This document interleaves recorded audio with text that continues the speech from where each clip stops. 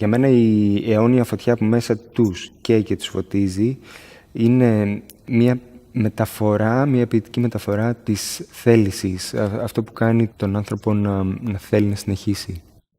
Τι αποθέματα βρίσκουμε μέσα μας ώστε να μπορέσουμε να συνεχίσουμε.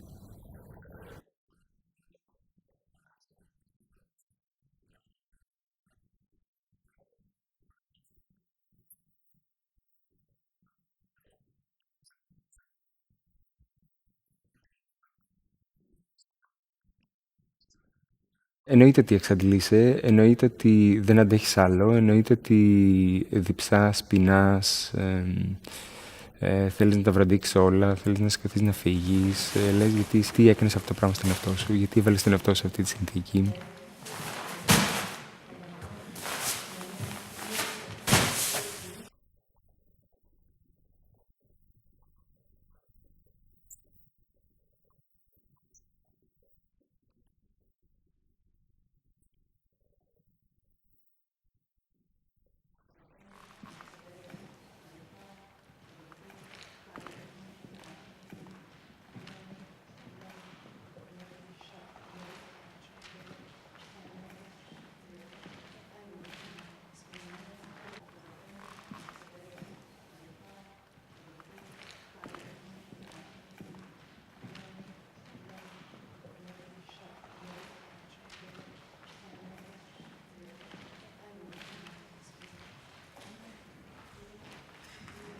Το εντυπωσιακό ήταν ότι με όλη αυτή την κούραση έβρισκα από το πουθενά καινούργια ενέργεια.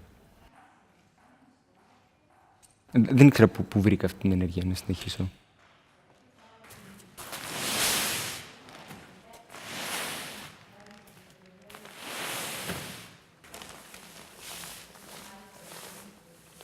Στο δικό μου σώμα όλο αυτό το βάρος λειτουργήσε με πολλούς διαφορετικούς τρόπους. Στην αρχή το πήρα πολύ ζεστά και τις 2 πρώτες μέρες ήταν κυρίως αυτός ο αγώνας με τον εαυτό μου, το πού μπορώ να φτάσω, ποιο είναι το όριο. Αλλά σύντομα κατάλαβα ότι δεν ήταν αυτό το θέμα.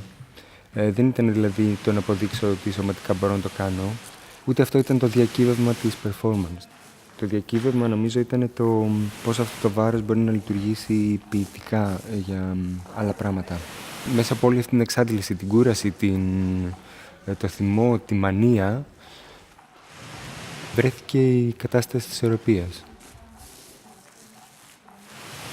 Δεν θα βρούμε τη γαλήνη ή την ηρεμία μας έτσι, μαγικά. Νομίζω ότι πρέπει να περάσουμε από πολύ δύσκολα πράγματα για να την κατακτήσουμε.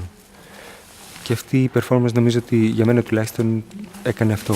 Πέρασε από πολλά δύσκολα σημεία για να βρει ένα πυρήνα θετικής ενέργειας.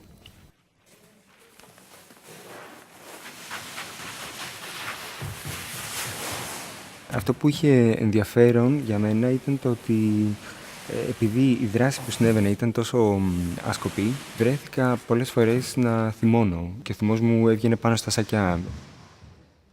Και το ενδιαφέρον ήταν ότι όσο αυτός ο θυμός μεγάλωνε, τόσο περισσότερο εγώ εξαντλούμουν.